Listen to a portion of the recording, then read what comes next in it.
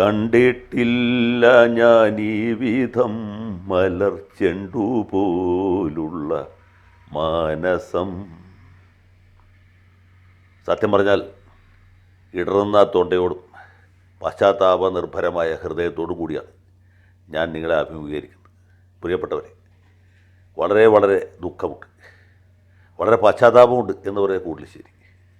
നമ്മുടെ CPM നേതാവ്, party സംസ്ഥാന സെക്രട്ടേറിയറ്റ് അംഗം, DYFIയുടെയും SFIയുടെയും ഒക്കെ മുൻ സെക്രട്ടറി സഖാവ് M സ്വരാജിനെ കുറിച്ചാണ് ഞാൻ പറയാൻ വരുന്നത്. ഈ സ്വരാജ് SFIയുടെ സംസ്ഥാന സെക്രട്ടറി ആയിരിക്കുന്ന കാലത്ത് കോഴിക്കോട് ഫാറൂഖ് കോളേജിൽ വെച്ച് നടത്തിയ ഒരു സിമ്പോസിയത്തിലാണ് അദ്ദേഹമായിട്ട് ഞാൻ ആദ്യം മുട്ടുന്നത്. അത് സാമാന്യം തരക്കേട്ടില്ലാത്തൊരു മുട്ടലായിരുന്നു. പിന്നീട് പലപ്പോഴും TV ചർച്ചയിലാണ് ഞങ്ങൾ തമ്മിൽ കണ്ടുമുട്ടാനും പരിചയപ്പെടാനും ഒക്കെ കഴിഞ്ഞു. അപ്പോൾ ഞാൻ ഇദ്ദേഹത്തെക്കുറിച്ച് തീരെ ബഹുമാനമില്ലാത്ത പല പരാമർശങ്ങളും നടത്തിയിട്ടുണ്ട്. ഒരിക്കൽ റിപ്പോർട്ടർ ചാനലിൽ, അത് ഈ മരമുറിക്കാർ ചാനൽ ഏറ്റെടുക്കുന്നതിന് മുമ്പ് സഖാവ് നികേഷ് കുമാർ ഈ ചാനൽ നടത്തിയിരുന്ന കാലത്താണ്. എൻ്റെ ഓർമ്മ ശരിയാണെങ്കിൽ CPMൻ്റെ ആലപ്പുഴ സംസ്ഥാന സമ്മേളനം നടക്കുന്ന സമയത്താണ്. അപ്പോൾ ഇദ്ദേഹത്തെക്കുറിച്ച് ഞാൻ അത്ര സഭ്യമല്ലാത്ത ചില പരാമർശങ്ങൾ നടത്തി. അതായത് കുരങ്ങൻ പരിണമിച്ച് മനുഷ്യനായതായിട്ട് നമ്മൾ കേട്ടിട്ടുണ്ട്. പക്ഷെ മനുഷ്യൻ പരിണമിച്ച് കുരങ്ങനായ ആദ്യത്തെ ഉദാഹരണമാണ് സ്വരാജ് എന്നിവർ പറഞ്ഞു. അതൊന്നും അങ്ങനെ അദ്ദേഹത്തോടുള്ള ബഹുമാനക്കുറവുകൊണ്ട് പറഞ്ഞതല്ല, പറഞ്ഞപ്പോൾ അങ്ങനെ പറഞ്ഞു പോയെന്ന് മാത്രം. എനിക്ക് അത്ര വലിയ മതിപ്പോ ബഹുമാനമോ അദ്ദേഹത്തിൻ്റെ സൈദ്ധാന്തിക വിശകലന പാടവത്തോട് ആദരവോ ബഹുമാനമോ ഒന്നും ഉണ്ടായിരുന്നില്ല. പക്ഷേ എൻ്റെ അഭിപ്രായം മൊത്തം മാറിയിരിക്കുകയാണ്. എനിക്ക് അദ്ദേഹത്തെക്കുറിച്ചുള്ള അഭിപ്രായം പാടെ മാറിയിരിക്കുകയെന്ന് മാത്രമല്ല, ഞാൻ അദ്ദേഹത്തിൻ്റെ ഒരു ആരാധകനായി മാറിയിരിക്കുകയാണ്. കാരണം എന്താണെന്ന് നിങ്ങൾ മിക്കവരും അറിഞ്ഞു കാണും. കഴിഞ്ഞ ദിവസം ഇന്ത്യ പാകിസ്ഥാനിലേക്ക് മിസൈലുകൾ അയച്ചു, വ്യോമസേന ബോംബ് വർഷിച്ചു, 9 കേന്ദ്രങ്ങളിൽ ആക്രമണം നടത്തി. ഈ രാജ്യത്തുള്ള സകല ആളുകൾ കോരിത്തരിക്കാത്തവർ പോലും തരിപ്പ് അനുഭവിക്കാത്തവർ അഭിനയിച്ചു. നമ്മുടെ AK ആന്റണി ഇന്ത്യൻ സൈന്യത്തിന് ബിഗ് സല്യൂട്ട് എന്ന് പറഞ്ഞിട്ട് ഇപ്പോൾ സത്യത്തിൽ എനിക്ക് ചിരി വന്നു. ഇദ്ദേഹം പ്രതിരോധ മന്ത്രിയായിരിക്കുന്ന കാലത്താണ് ഇവിടെ ഈ മുംബൈ ഭീകരാക്രമണം ഉണ്ടായത്. അന്നും ഇതേ സൈന്യവും ഇതുപോലെ തന്നെ പരാക്രമികളായിട്ടുള്ള സൈനികരും ഉണ്ടായിരുന്നു.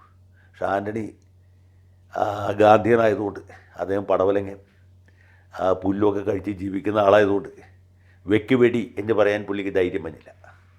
അത് ആൻ്റണി ആയതുകൊണ്ടാണ്. പിന്നെ അദ്ദേഹത്തിൻ്റെ മുതലാളി മൻമോഹൻ സിംഗ് ആയിരുന്നല്ലോ, പുള്ളി ഇതുപോലെ തന്നെ ഒരാളായിരുന്നു. അതുകൊണ്ട് സംഭവിച്ചില്ല, പോട്ടെ. പക്ഷേ ആൻ്റണി പറഞ്ഞു, VD സതീശൻ പറഞ്ഞു, രമേശ് ചെന്നിത്തല പറഞ്ഞു, എന്തിന് നമ്മൾ വിചാരിച്ച MA ബേബിയെങ്കിലും സൈദ്ധാന്തിക തലത്തിൽ ഈ ആക്രമണത്തെ അപലപിക്കും എന്നാണ്. പക്ഷേ ബേബി സഖാവ് പറഞ്ഞു അങ്ങനെയല്ല, പ്രത്യാക്രമണം വളരെ നന്നായി എന്നാണ്.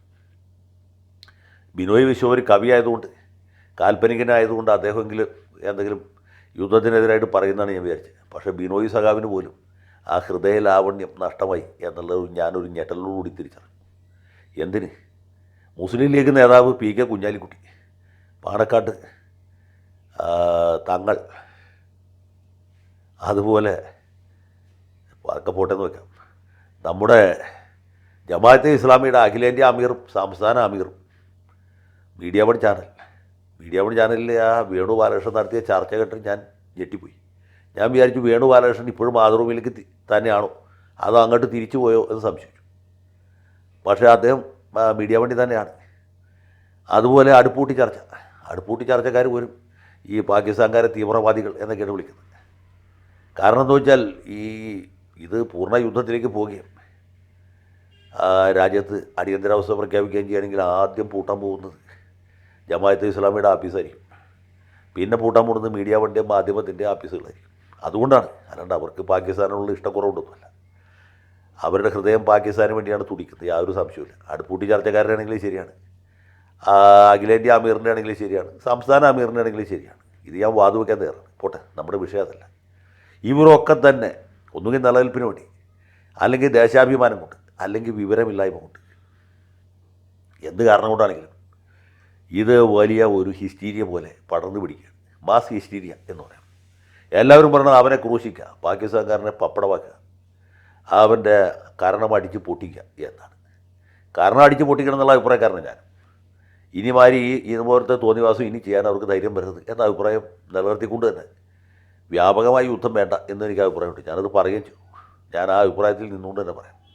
പക്ഷേ സഖാവ് സ്വരാജിൻ്റെ ആ വമ്പിച്ച അഭിപ്രായം കണ്ടപ്പോൾ സത്യം പറഞ്ഞാൽ ഞാൻ ഈ ചിരിക്കടയിലും കരഞ്ഞുപോയി. സത്യം പറഞ്ഞാൽ അത് വലിയ ഹൃദയവേദനയോടുകൂടി അല്ലാതെ ആർക്കും വായിച്ചു തീർക്കാൻ പറ്റില്ല. നമ്മൾ കയ്യിലൊരു കൈലാസ് എടുത്ത് പിടിച്ചിട്ട് വേണം ഇദ്ദേഹത്തിൻ്റെ പ്രസ്താവന വായിക്കാൻ. അദ്ദേഹം പറയുന്നത് ഈ യുദ്ധം എന്ന് പറയുന്നത് വലിയ മാരകമായൊരു സംഗതിയാണ്. ഇവിടെ നിന്ന് യുദ്ധം എന്ന് ആക്രോശിക്കുന്നവൻ്റെ വീട്ടിൻ്റെ മുറ്റത്ത് മിസൈൽ വന്ന് വീഴുമ്പോഴേ അതിൻ്റെ ബുദ്ധിമുട്ട് മനസ്സിലാവും. ഓരോ യുദ്ധത്തിലും മനുഷ്യരാണ് മരിക്കുന്നത്, കന്നുകാലികളല്ല എന്നാണ് അദ്ദേഹം പറയുന്നത്. അദ്ദേഹം പറഞ്ഞാൽ എത്ര ശരിയാണ് ഇല്ലേ? ഓരോ യുദ്ധത്തിലും എത്ര ആളുകളെ മരിക്കുന്നത്. അങ്ങനെ ഉള്ള യുദ്ധം ചെയ്യുന്നത് ശരിയല്ല എന്ന് MA ബേബി പറഞ്ഞതും പിണറായി വിജയൻ പറഞ്ഞതും ബിനോയ് വിശ്വം പറഞ്ഞതും ഒക്കെ ആ രീതിയിലല്ല. അദ്ദേഹം പറയുന്നത് യുദ്ധമേ വേണ്ട എന്നാണ്. സത്യം പറഞ്ഞാൽ ഇത്ര വലിയ യുദ്ധവിരുദ്ധ നിലപാട് ബർട്രണ്ട് റസലിന് പോലും ഉണ്ടായിരുന്നില്ല. ലോകം കണ്ട ഏറ്റവും വലിയ യുദ്ധവിരുദ്ധൻ ബർട്രണ്ട് റസലാണെന്നാണ് പൊതുവേ കേൾവി. 1914 ഒന്നാം ലോക യുദ്ധം പൊട്ടിപ്പുറപ്പെട്ടപ്പോൾ ബർട്രണ്ട് റസൽ ലണ്ടനിലെ തെരുവുകളിലൊക്കെ നടന്നിട്ട് യുദ്ധം വേണ്ട എന്ന് പ്രസംഗിച്ചു. ഒരിക്കൽ ഒരു പള്ളിയിൽ പോയി പ്രസംഗിച്ചപ്പോൾ ആ നാട്ടുകാർ പുള്ളിയെ തല്ലാനായിട്ട് പിടിച്ചു. അടി പൊട്ടുമെന്നുള്ള ഘട്ടത്തിലെത്തിപ്പോയി. ഇദ്ദേഹം ഒരു ഏളിൻ്റെ അനുജനാണ് എന്നറിഞ്ഞ് പോലീസുകാരൻ ഈ അക്രമികളെ പിടിച്ചു മാറ്റിയെന്നാണ് റസലിൻ്റെ ആത്മകഥയിൽ എഴുതിയിട്ടുള്ളത്. അത്ര വലിയ യുദ്ധവിരുദ്ധനായിരുന്നു. ആ റസൽ പ്രഭു പോലും രണ്ടാം ലോക യുദ്ധം പൊട്ടിയപ്പോൾ പറഞ്ഞു ഇത് സമാധാനത്തിന് വേണ്ടിയുള്ള യുദ്ധമാണ്. ഈ യുദ്ധത്തിൽ ഇംഗ്ലണ്ടും സഖ്യകക്ഷികളും ജയിച്ചില്ലെങ്കിൽ ലോകത്തെ മുഴുവനും ഫാസിസം എന്ന് പറഞ്ഞ വലിയ ഭീകര സ്വത്വം വിഴുങ്ങികളയും. അവരിൽ നിന്ന് രക്ഷപ്പെടാനായിട്ട് ഈ യുദ്ധമല്ലാതെ വേറെ യാതൊരു മാർഗവുമില്ല എന്ന് അദ്ദേഹം പറഞ്ഞു.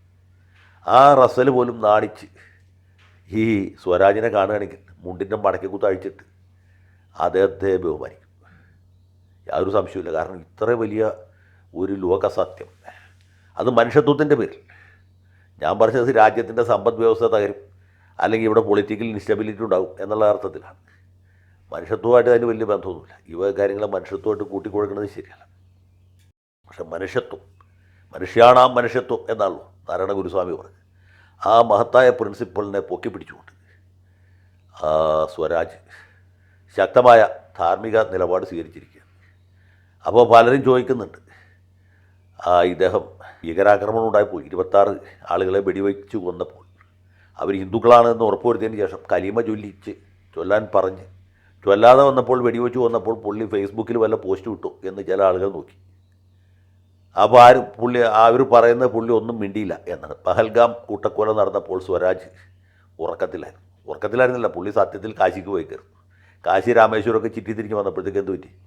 യുദ്ധം ഇത് കഴിഞ്ഞു പോയി. അതുകൊണ്ടാണ് ഇപ്പോൾ ഞാനും ഫേസ്ബുക്കിലൊന്നും ഇട്ടില്ല. കാരണം ഞാൻ പാരീസിലായിരുന്നു. പിന്നെ പാരീസിൽ നിന്ന് ബ്രസൽസിലേക്ക് പോയി. അതുകൊണ്ട് എനിക്ക് സമയം കിട്ടിയില്ല. എനിക്ക് പാകിസ്ഥാനോട് എതിർപ്പില്ലാത്തതുകൊണ്ടല്ല, പ്രതിഷേധമില്ലാത്തതുകൊണ്ടല്ല. സഖാവ് സ്വരാജ് അങ്ങനെയല്ല. പുള്ളി കാശിക്ക് പോയി കയറുന്നു. അപ്പോൾ മൊബൈൽ ഫോൺ കയ്യിലുണ്ടായിരുന്നില്ല. അതുകൊണ്ട് കുറിപ്പിടാൻ സമയം കിട്ടില്ല. അത്രേ ഉള്ളൂ. പുള്ളിക്ക് സത്യത്തിൽ ഇരകളോട് യഥാർത്ഥത്തിൽ സഹതാപമുണ്ട്. പക്ഷേ എന്ന് വെച്ച് പാകിസ്ഥാൻകാരെ നമ്മൾ ആക്രമിക്കുന്നത് ശരിയാണ്. അതുമാത്രമല്ല ഈ ഭീകരന്മാരുടെ താവളങ്ങൾ ആക്രമിക്കുന്നത് ശരിയാണ്. പിന്നെ ഇവരുടെ പാർട്ടിയുടെ നിലപാട് തന്നെ എന്താണ് ഇല്ലേ? ചൈനയുടെ ആക്രമണം ഉണ്ടായപ്പോൾ സഖാക്കൾ എന്താ പറഞ്ഞത്? അന്ന് സ്വരാജ് ജനിച്ചിട്ടില്ല. അദ്ദേഹം പാർട്ടി പറഞ്ഞത് എന്താണ്? ഇന്ത്യ ചൈനയെ ആക്രമിക്കുകയാണ് ചെയ്തത്. ഒരു കമ്മ്യൂണിസ്റ്റ് രാജ്യമായ ചൈന ഒരിക്കലും അയൽ രാജ്യത്തെ ആക്രമിക്കില്ല. ഇന്ത്യ അല്ല, ഇന്ത്യ ചൈനയാണ് ആക്രമിച്ചിട്ടുള്ളത്. പിന്നെ അമേരിക്കക്കാരെ സന്തോഷിപ്പിക്കാൻ വേണ്ടി ജവഹർലാൽ നെഹ്റു കള്ളം പറയുകയാണ് എന്നാണ്. അപ്പോൾ ആ പാരമ്പര്യമാണ് സഖാവ് സ്വരാജിനുള്ളത്.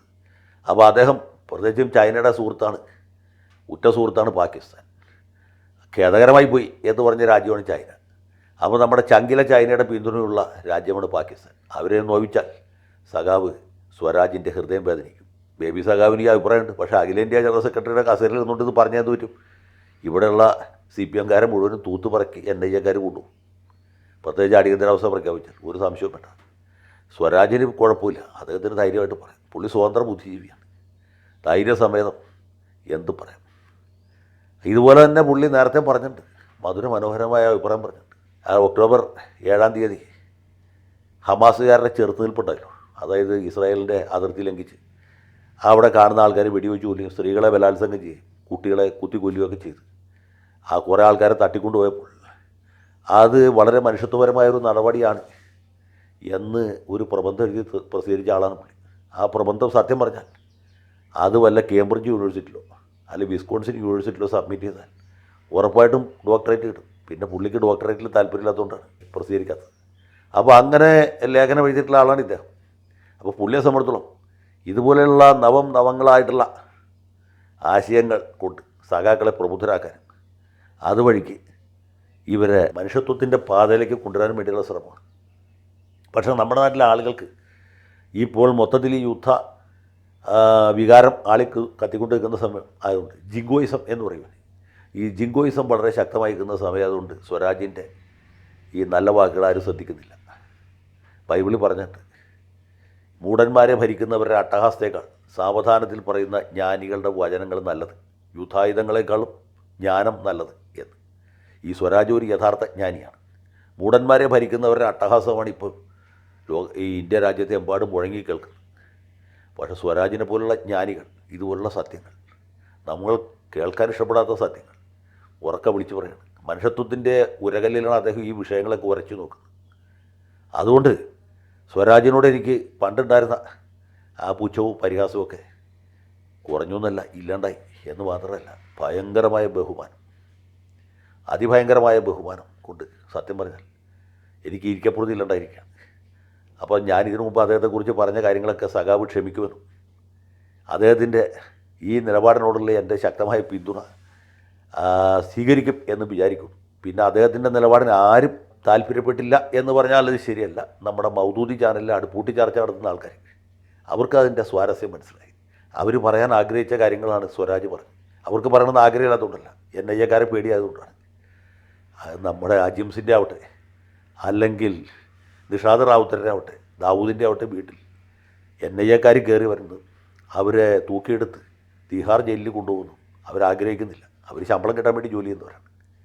അതുകൊണ്ട് അവർക്ക് പറയണത് ആഗ്രഹമുള്ള കാര്യങ്ങളാണ്. അവരോട് മാനേജ്മെൻറ്റ് മുതലാളി പറയണമെന്ന് താല്പര്യപ്പെട്ട കാര്യങ്ങളാണ് സ്വരാജിൻ്റെ വായിൽ നിന്ന് വന്നിട്ടുള്ളത്. ഏതായാലും സ്വരാജിനെ പാകിസ്ഥാൻ്റെ അംബാസഡറായിട്ട് അധികം വൈകാതെ നിയമിക്കും. മിക്കവാറും ജമാഅത്തെ ഇസ്ലാമിക്കാർ തന്നെ പുള്ളിക്ക് കലീമ ചൊല്ലി കൊടുക്കും എന്നാണ് ഞാൻ വിചാരിക്കുന്നത്. ഏതായാലും സഖാവിന് വിപ്ലവാഭിവാദ്യങ്ങൾ.